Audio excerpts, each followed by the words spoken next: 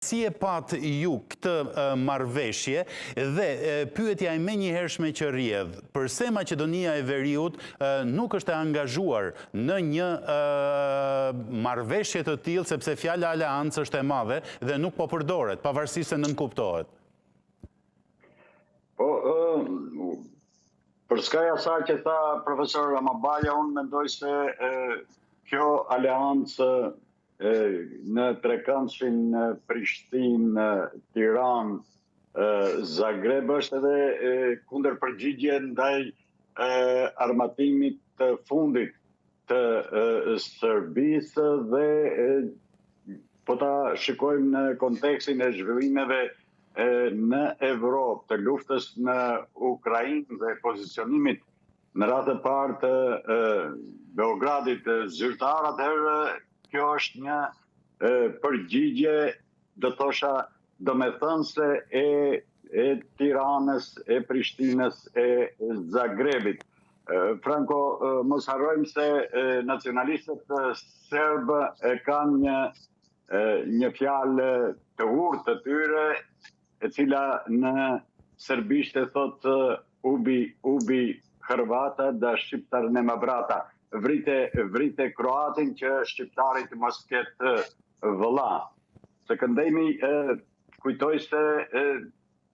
më mirë vonë se kur që u kriju ky lloj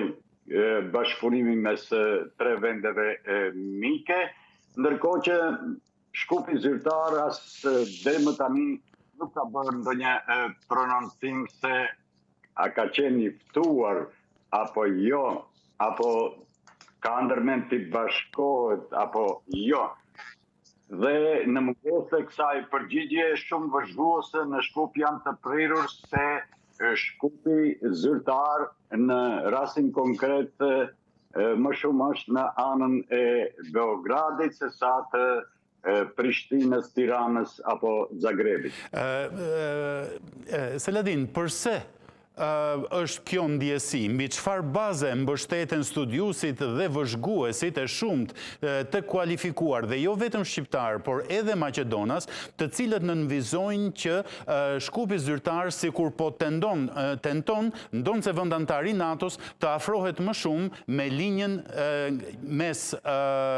Budapestit dhe Beogradit.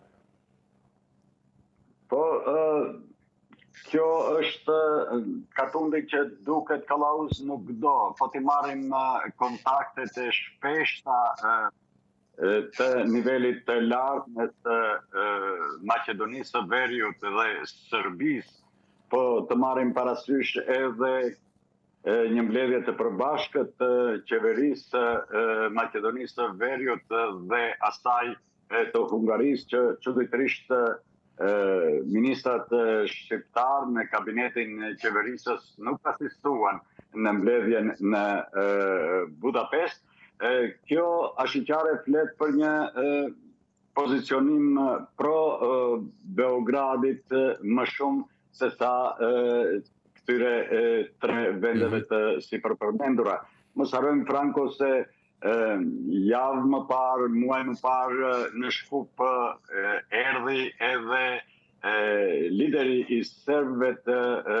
Bosnjës, Milorad Dodik, i cili u prit, do thosha, me një pompë goxha të madhe dhe jo më larg se ditën kur u shënua ndërhyrja ushtarake e NATO-s në Kosovë, ka qenë zëvendës kryeministri dhe ministër për komunitetet në Maqedoninë e Veriut, Stojković, i cili ishte në Beograd për krah zyrtarëve serb dhe Milorad Dodikut shumë përfolur këto kohët e fundit, dhe këto janë argumentet të cilat vëzhguesit, qofshin shqiptar apo maqedonas, i bëjnë të besojnë se Shkupi më shumë është me Beogradin e